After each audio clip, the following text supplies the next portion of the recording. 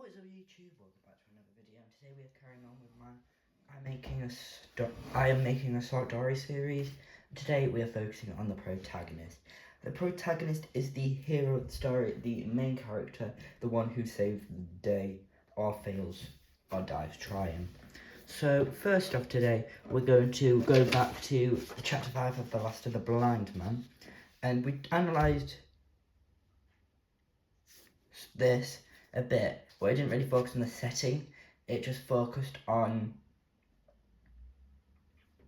it didn't focus on the setting, it focused on the characters. So we're going to go to characters today. It was not really a dystopian story, I don't think, but we are going to focus on the characters today, the protagonist today. So obviously last time I put his utter desire to know what's inside the chest. I'm just for today, every time I see every time I see a adjective or like a word that I think would be good to describe him, I'm going to do that. So yeah, let's just get right into it. So my curiosity. So I'm going to do curiosity is a good one. I'm using purple pen today for some reason. Anyway, in a sense, was stronger than my fear. That sounds like a good phrase to use. Stronger than my fear. That means it's Jim's utter desire to know what's inside the chest. For I could not remain where I was, but crept back to the bank again, where, sheltering my head behind a bush of broom.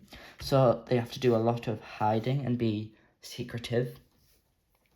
I might command the road before I would die. I don't know why. Oh, right, okay. I was scarcely in position ere my enemies began to arise, 7 or 8 of them, running hard, their feet beating out of time along the road. And the man with the lantern some paces in front. 3 men ran together, hand in hand, and I made out, even through the mist, that the middleman of this trio was the blind beggar. Next moment his voice showed me that I was right. "Down with the door!" he cried. "Aye, aye, sir," answered 2 or 3, and a rush was made upon the Admiral Benbow, the lantern bearer following, and I could see them pause, and hear speeches passed in a lower key, as if they were surprised to find the door. But the pause was brief, for the blind man again issued his command. His voice sounded louder and higher, as if he was afire with eagerness and rage. So I would say that for up to here is the protagonist, and here to here we'll do the antagonist in the next video. So yeah, we're just focusing on this bit today. Anyway, if we go to our mind map now, so because we're going to do a mind map, protagonist, antagonist, setting, and these supporting characters, they're the ones we do mind map for. We again like the setting, which I will just get now. Like the setting, we're going to do different words, and then today we're going to create a protagonist. So we'll start that. So the protagonist in a dystopian story. Remember, this is a dystopian story.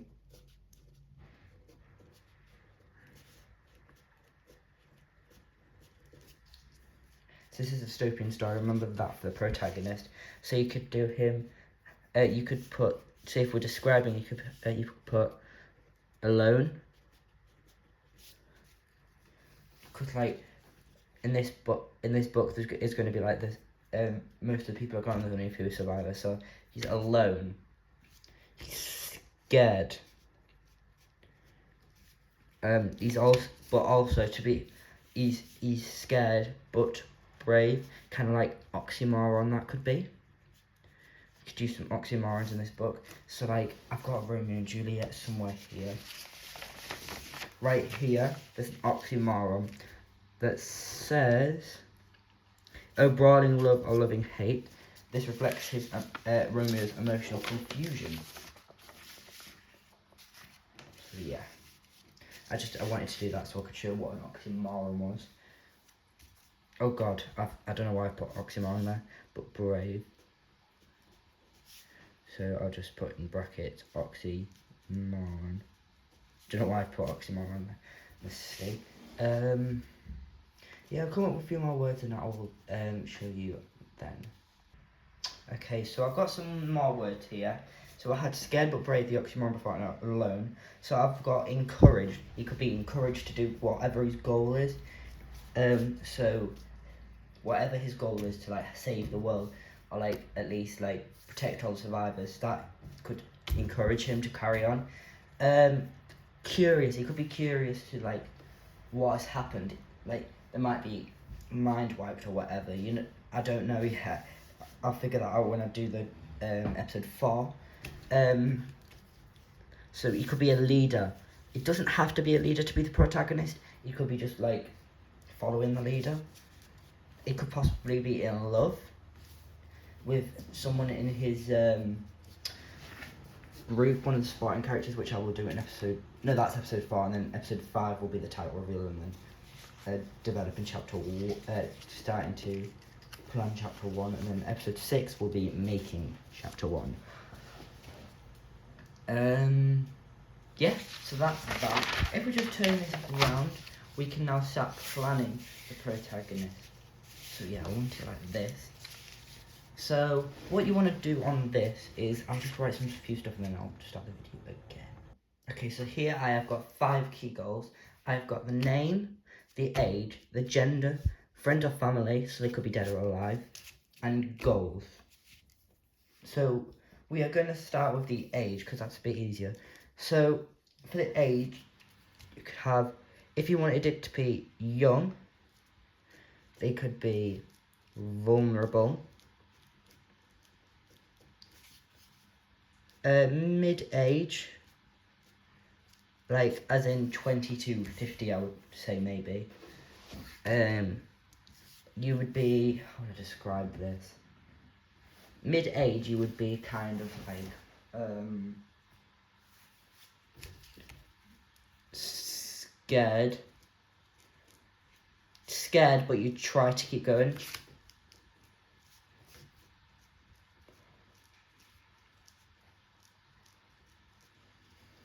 And then if you're old, you are, like the young, you are vulnerable, but more so because you're older and you don't have as much energy as young people. So I think the best age to use for this kind of story is kind of in the middle of young and mid-age. So I would say 14 to about 22 would be the age.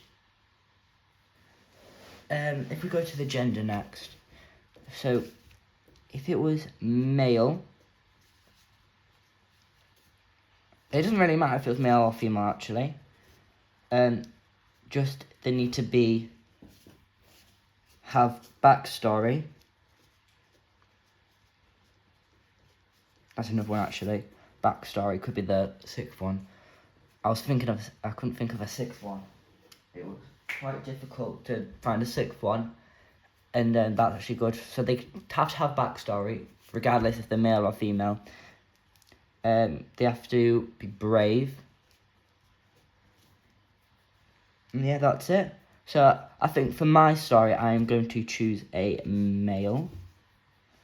If we go to name, to be fair, the one thing I tell them, the name does not matter.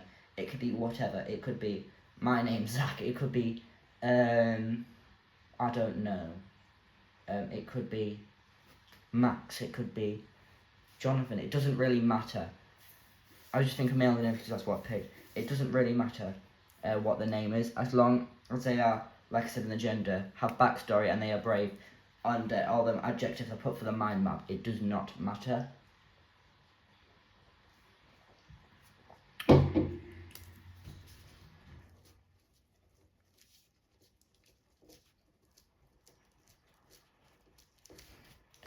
Okay, if we go to family and friends, it depends how dark your story's going to be. So if, for example, they have a lot of friends and family, but they all died to this event that caused the near extinction of the planet, then yeah, just make it as dark as you want. But you could have that they think everyone's dead, but there is one person still alive or something. It is still quite dark, but it makes it a little less dark, which is better. So let me just write.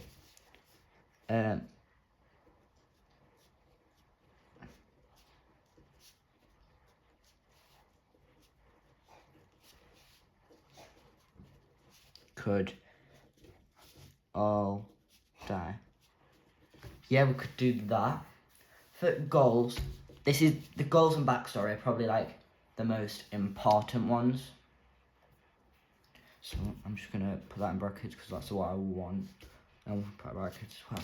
So the goals and backstory are probably the most important ones because these are like the main plot of the the books. These two are the main plots for the books. You could argue that Friends and Family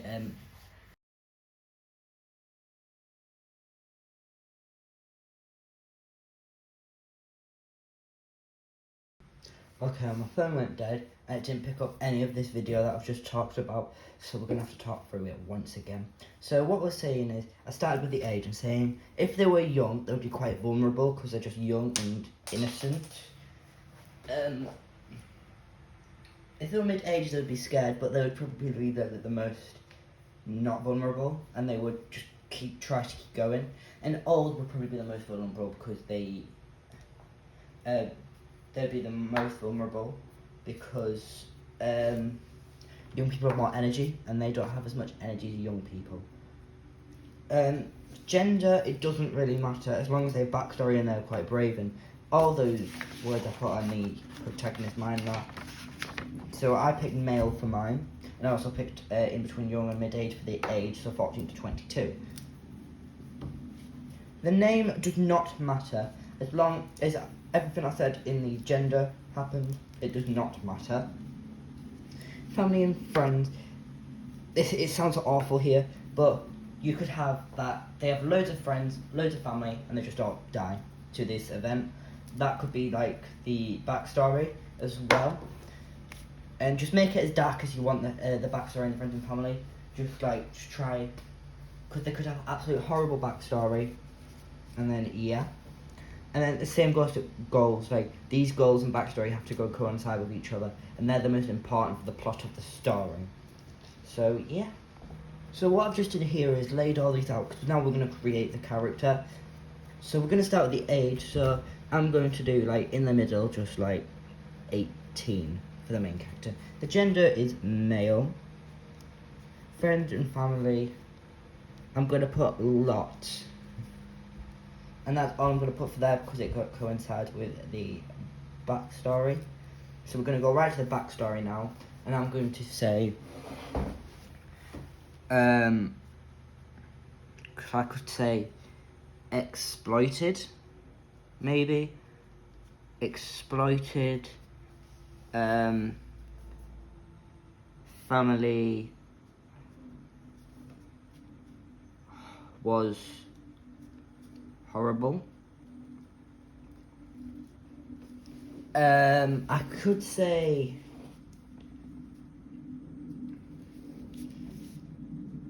all friends, family dead. And that's basically the backstory. For the goals, what do they want to accomplish? Why are they doing all this? So it could be like a relic to restore their world.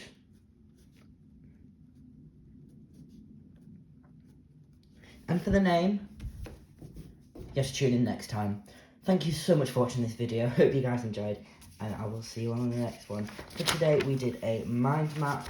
We did all of this Protagonist bio, and we looked at some words on the last of the blind men. Next time, we'll be going back to this text, and we'll be looking at the bottom bit for the antagonist. And then we will be doing the exact same thing on a new piece of paper. Thank you so much for watching. Hope you guys enjoyed, and I'll see you in the next one. Don't forget to like, comment, and subscribe. Goodbye.